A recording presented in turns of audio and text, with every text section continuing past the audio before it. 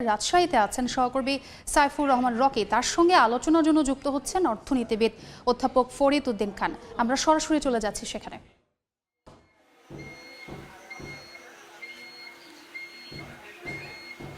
দেখেন, রাজশাহী অঞ্চলকে আমের বাণিজ্যিক জোন বলা হয়ে থাকে। বিশেষ করে রাজশাহী, নওগাঁ, চাঁপাইনবাবগঞ্জ এখানে কিন্তু প্রায় যে পরিমাণ আম উৎপাদন হয় তার বাজার মূল্য প্রায় ৬,০০০ কোটি টাকা। কিন্তু এই অঞ্চলকে ঘিরে কিন্তু কোনো ধরনের হিমাগার বা শিল্প কারখানা গড়ে ওঠেনি, যে কারণে কিন্তু ব্যবসায়ীরা নানাভাবে ক্ষতিগ্রস্ত হচ্ছেন, পাশাপাশি ক্ষতিগ্রস্ত হচ্ছেন আম উৎপাদনকারী যারা আছেন তারাও।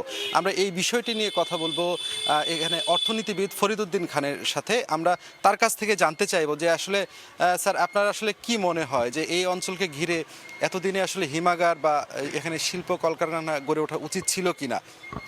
ধন্যবাদ। আসলে যেটি বিষয় যে আমাদের এই উত্তরবঙ্গ কৃষি সারপ্লাস একটা ইউনিট, এটাই হচ্ছে আমাদের একটা শক্তি, স্ট্রেংথ। কিন্তু দুঃখজনক হলো এই স্ট্রেংথটাকে আমরা অপরচুনিটি দিতে ব্যবহার করতে পারছি না।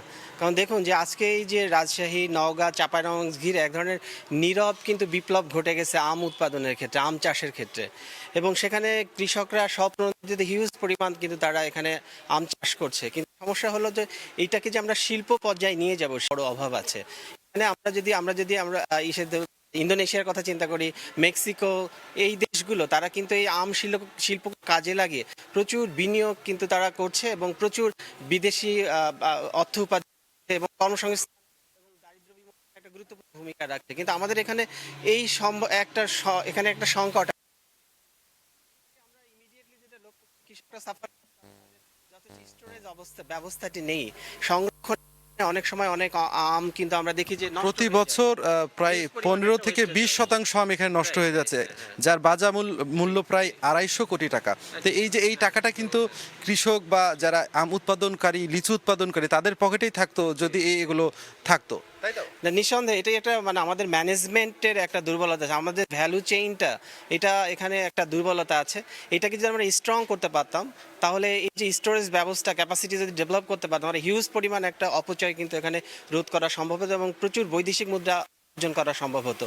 সেইটি আনফর্চুনেটলি আমাদের ওই যে উদ্যোক্তা যেখান থেকে আসার কথা, আমরা এই পর্যায়ে আমরা মনে করি সরকারি একটা বড় মানে একটা সাপোর্ট দরকার। এটা অন্যান্য দেশের ক্ষেত্রে আমরা দেখছি যে একটা ইন্ডাস্ট্রি ডেভেলপমেন্টের জন্য প্রাইভেট সেক্টর আগায় আসবে যদি সরকার সেখানে প্রথমে এগিয়ে আসে। তো এই বিষয়টি আমি মনে করি সরকারের উচিত বিষয়টিকে, এই ম্যাঙ্গো ইন্ডাস্ট্রিকে যদি আসলে বিকাশ ঘটানো সম্ভব, আমাদের প্রচুর বিদেশি পটেনশিয়াল মার্কেট আছে, সেগুলোতে যে আমরা রিচ করতে পারি এবং আমরা এই আম দিয়ে এই উত্তরবঙ্গের এবং বাংলাদেশের চেহারা পরিবর্তন করে দেওয়া সম্ভব বলে আমার মনে হয় আর কি।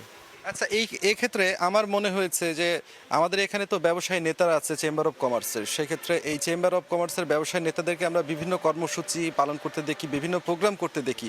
কিন্তু এই যে এই অঞ্চলে হিমাগার বা এই শিল্প কারখানা গড়ে উঠুক আমলিচু ভিত্তিক, সে ধরনের কোনো কর্মসূচি বা প্রোগ্রাম কিন্তু আমরা হাতে নিতে দেখি না।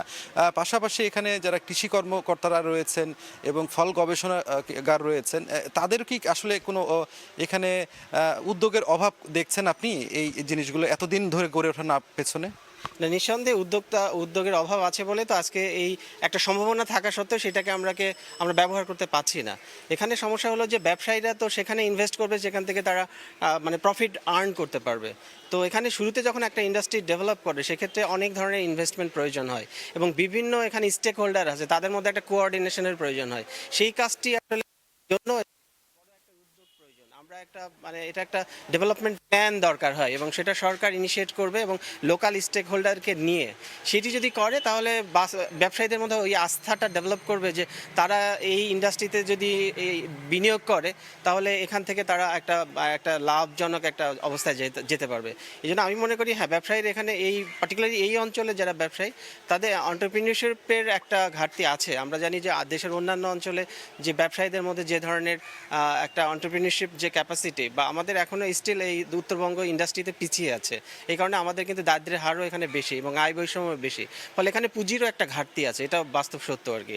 তো সেই বিষয়টির জন্য এখানে অবশ্যই এটা একটা ডেভেলপমেন্ট প্ল্যান, একটা স্ট্র্যাটেজিক একটা ডেভেলপমেন্ট একটা আমরা বলতে পারি যে একটা মানে গাইড এখানে নিতে হবে এবং এইটাকে ঘিরে আমরা আস্তে আস্তে এটা মানে ডেভেলপ করার জন্য পদক্ষেপগুলো নিতে হবে আর কি। ব্যবসায়ীরা কেন এগিয়ে আসছে না বলে আপনার মনে হচ্ছে, যে এখানে আসলে কেন শিল্প কারখানা আমলিচু ভিত্তিক এটা পড়ছে না। সেক্ষেত্রে আমরা তো আমের বা লিচুর জুস পেতাম, আমসত্ত্ব, আচার, এই বিষয়গুলো কিন্তু আমরা পেতাম এবং আর্থসামাজিক অবস্থারও কিন্তু এই অঞ্চলে ব্যাপক উন্নতি ঘটতো। আপনি ঠিকই বলছেন, যেমন আমরা থাইল্যান্ডে গেলে সারা বছরই কোনো না কোনো প্রোডাক্ট কিন্তু আমের বিক্রি হচ্ছে, কিন্তু বাংলাদেশে সেটা এখনো বিকশিত হয়নি। কিছুটা স্মল স্কেলে হয়েছে, আমরা কিছু অ্যাগ্রো ফার্ম বাংলাদেশে অলরেডি এসছে, তারপরে এটা যে পরিমাণ আমাদের পটেনশিয়ালিটি আছে সেটাকে পুরোপুরি আমরা কাজে লাগাতে পারিনি আর কি। ধন্যবাদ। আমরা ভবিষ্যতে হয়তো এগুলো কাজে লাগিয়ে আরও এই অঞ্চলের আম এবং লিচুর ব্যবসা প্রসার ঘটবে, এটাই আমরা প্রত্যাশা করি। ধন্যবাদ স্যার। অধ্যাপক ফরিদ উদ্দিন খান, তিনি অর্থনীতিবিদ, আমাদের সাথে যুক্ত হয়েছিলেন এবং তিনি মতামত দিচ্ছিলেন যে আগামীতে আসলে এই সংকটগুলো যেগুলো রয়েছে কাটিয়ে উঠে এই অঞ্চলে ব্যাপক উন্নতি ঘটবে বলে তিনি মনে করেন। তো এই ছিল আমার কাছে রাজশাহী থেকে সর্বশেষ। রাজশাহীতে যুক্ত হয়েছিলাম সহকর্মী রকির সঙ্গে।